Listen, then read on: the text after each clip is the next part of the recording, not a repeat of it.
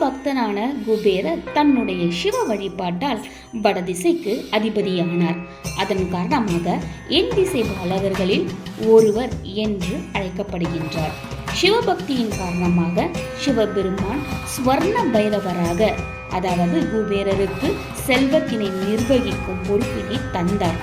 திருப்பதி ஏழுமலையானுக்கு குபேரர் கடன் கொடுத்ததாக கதையும் உண்டு.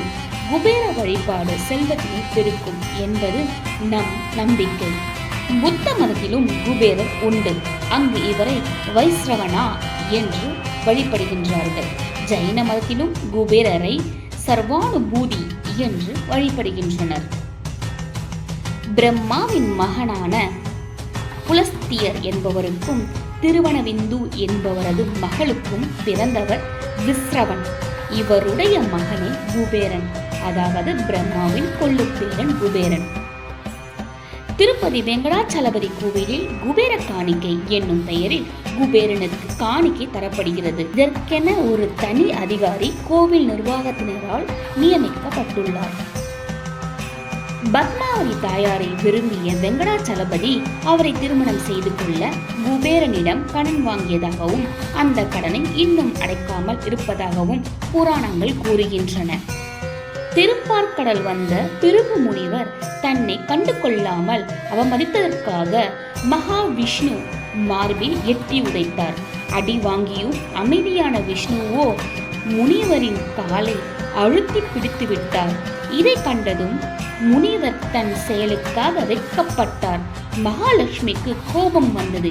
எட்டி உதைத்த முனிவரை சக்கராயுதத்தால் வெட்டி வீழ்த்தாமல் ஒத்தடம் கொடுக்கிறீர்களா என்று கோபத்துடன் வெளியேறி பூலோகத்தில் ஒரு அரண்மனை தொட்டிலில் குழந்தையாய் கிடந்தாள். மன்னன் ஆகாசராஜன் இந்த குழந்தையை தன் மகளாக வளர்த்தார். மகாலட்சுமி இல்லாமல் வருந்திய விஷ்ணு உடனே ஸ்ரீனிவாசன் என்ற பெயரில் ஏடனாக பூலோகம் வந்தார். ஆகாசராஜனின் மகளாக பத்மாவதி என்ற பெயருடன் மகாலட்சுமி வளர்வது கண்டு அவள் மீது ஆசை கொண்டார். பத்மாவதிக்கும் ஆசை மலர்ந்தது. திருமணம் முடிக்க சம்மதித்த ஆகாசராஜன் பல கோடிக்கு சீதனம் தர வேண்டும் என்று நிர்பந்தித்தார். உடனே ஸ்ரீனிவாசனான மகாவிஷ்ணு குபேரனை அணுகி 1000 கோடி வராகன் பன்றி முத்திரையுடன் கூடிய பொற்காசு கடனாக பெற்றார். இதற்காக ஒரு கடன் பத்திரமும் எழுதப்பட்டது. யுகம் முடியும் வரை வட்டி மட்டுமே செலுத்தினால் போதும், அடுத்த யுகத்தில் அசலை அடைத்துவிட வேண்டும் என்பதே நிபந்தனை.